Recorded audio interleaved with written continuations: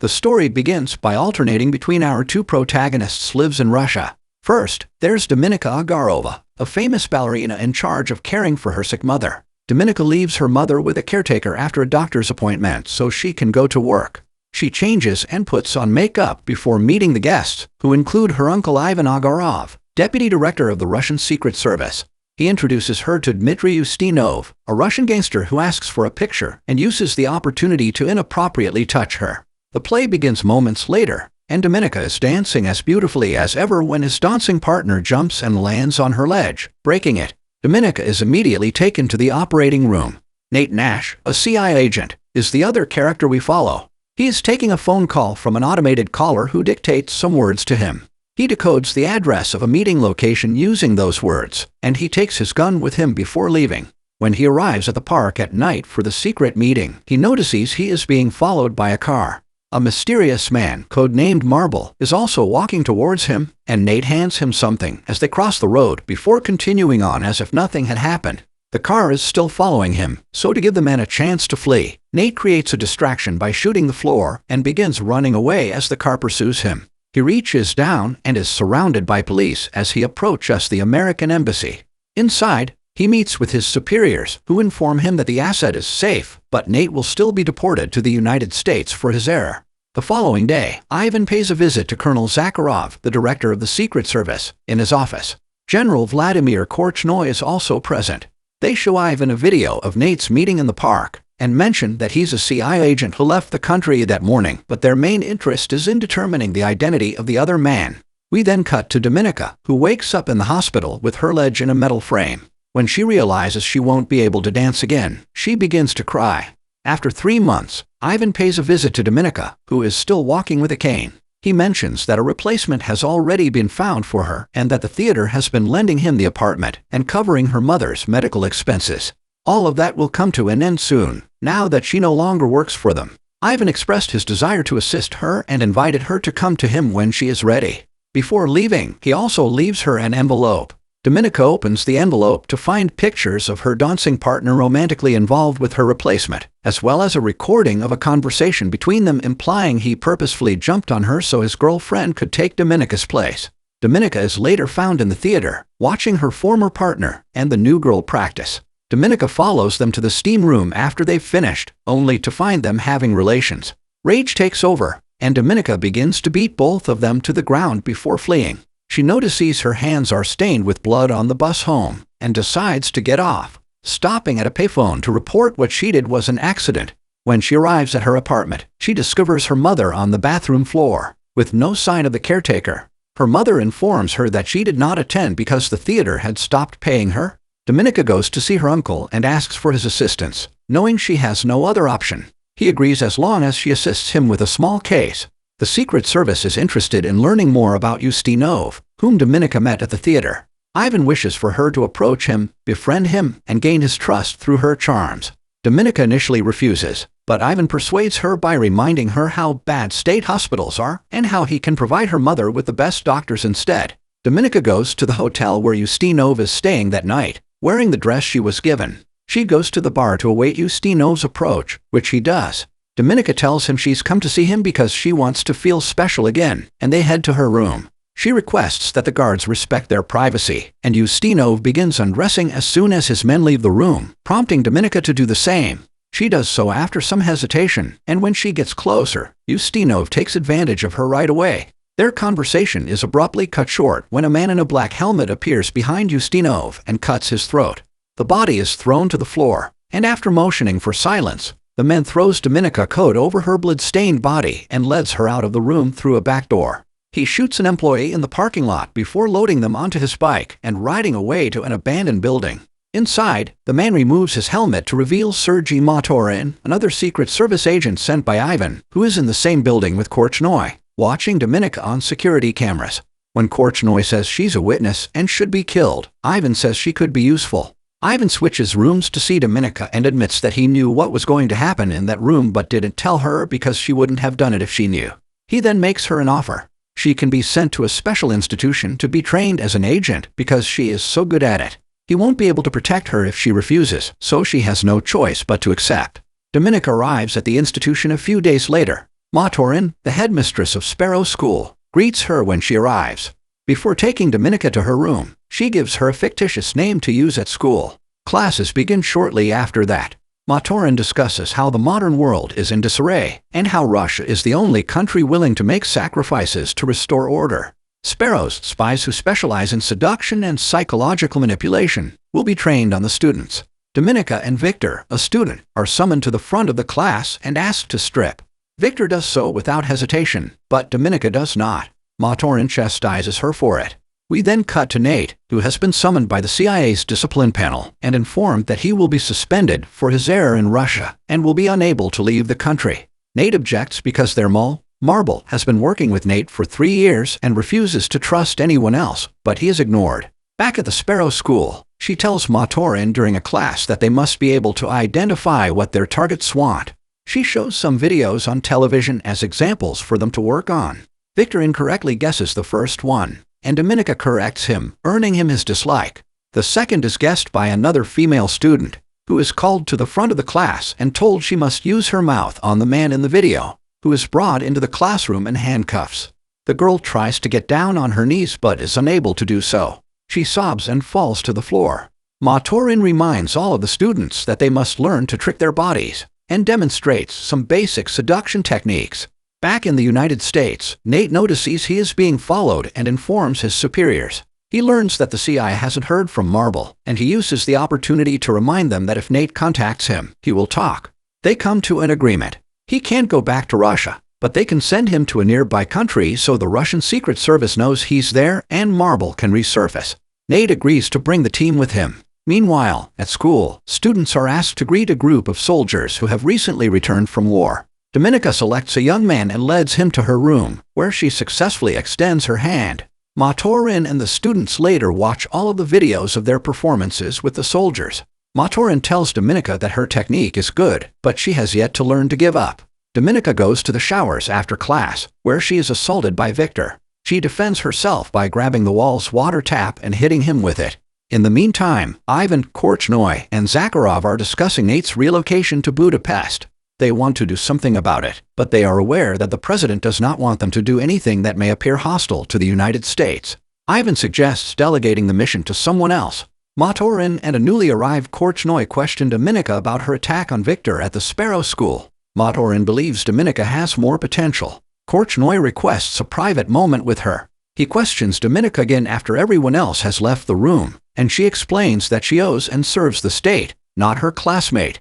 She is allowed to return to class, where Matorin summons her to the front while Korchnoi observes from a security camera. As Victor enters the room, Dominika is shown a picture of him and asks what he wants. Matorin commands her to give him what he desires.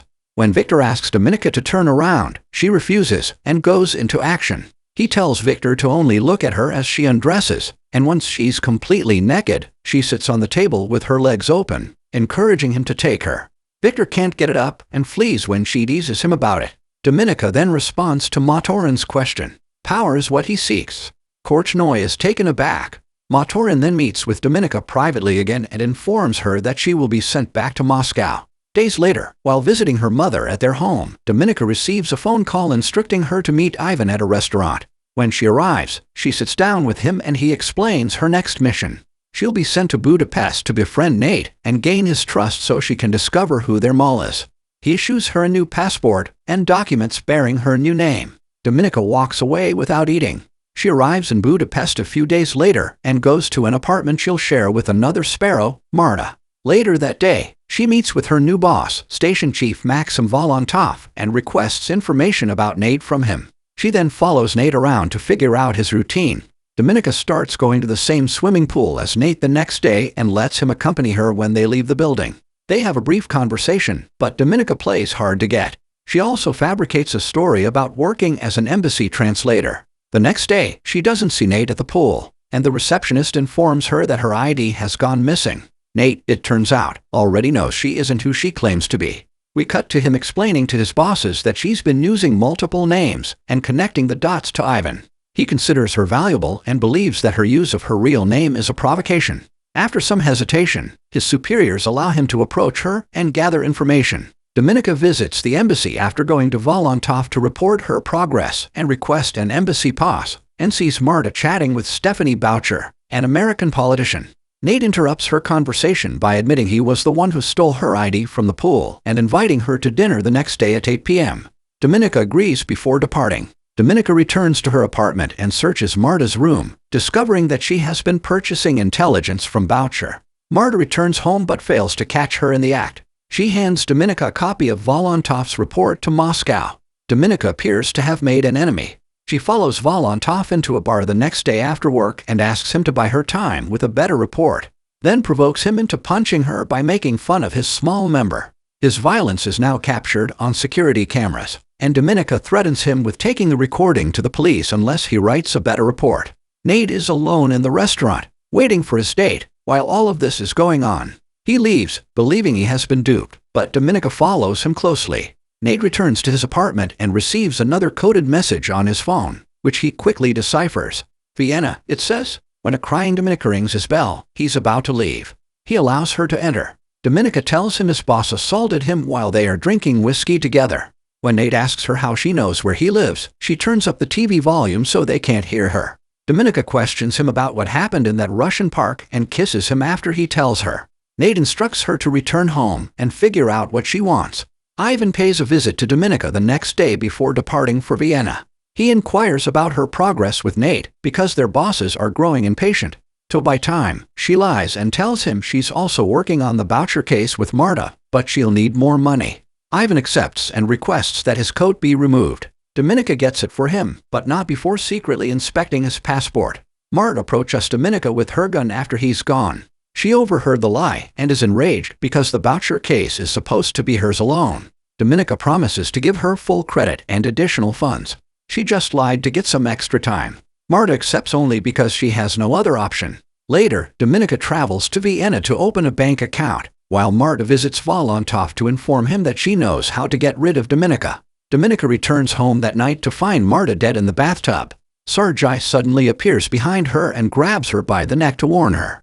This is what happens when people share their secrets. He also tells her to call the cops before he leaves. We cut to Nate, who is telling his bosses about his meeting with Marble in Vienna. Marble has given him some files confirming Dominika's status as a Sparrow, which makes Nate think she's even more appealing. Meanwhile, Dominika is being questioned by police, but she says nothing. Nate was waiting for her outside the precinct when she left. They return to his house, where he admits that he knows she's a Sparrow. Dominika responds by telling him her story, emphasizing how she only cares about her mother's well-being. Nate asks her to be a double agent for him in exchange for her safety. She responds that she needs to sleep.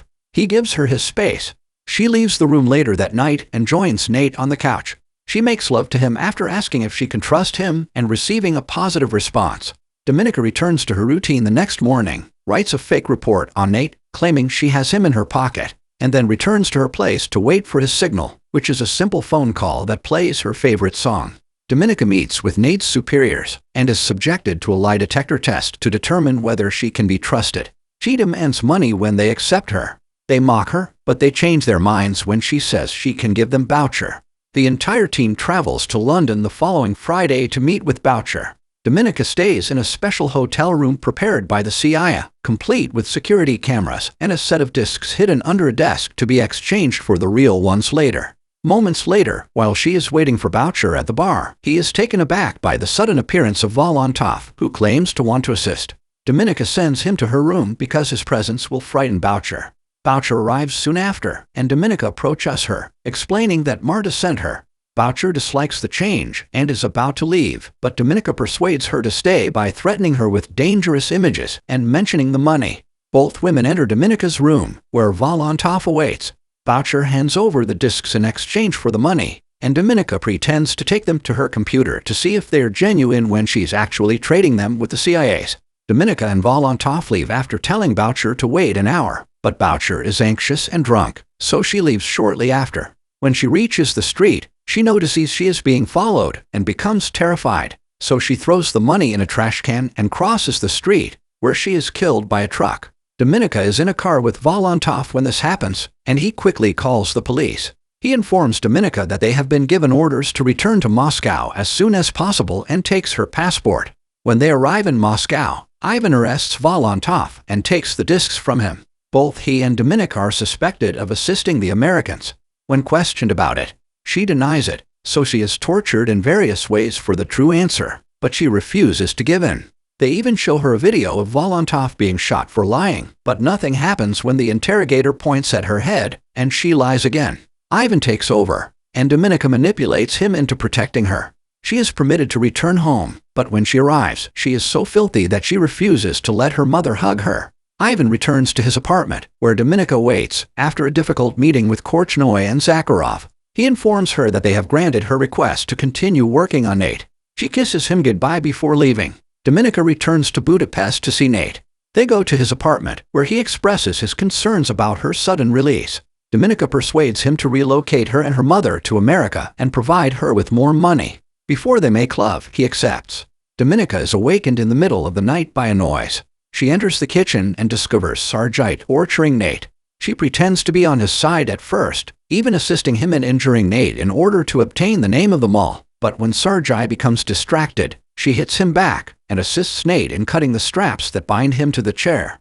The three of them get into a short-lived fight. Sergei slips, and Dominika seizes the opportunity to stab him. She wakes up in the hospital the next day and goes outside to smoke. Korchnoi then confronts her, revealing himself to be Marble. He believes he will be caught soon and does not want to die in vain, so he requests that Dominika expose him so that she can become a national hero and take his place as a mole. She doesn't respond definitively, but after he departs, she checks on Nate and departs as well. She surrenders to the police and requests to see the Russian ambassador. When she is taken to him, she tells him to call Zakharov and inform him that she has the identity of the mole, which she will give him in exchange for her freedom. Later that night, an airport meeting is scheduled to complete the exchange. Nate will accompany her on the walk to confirm the identity of the mole, and she must not attempt to flee or she will be shot.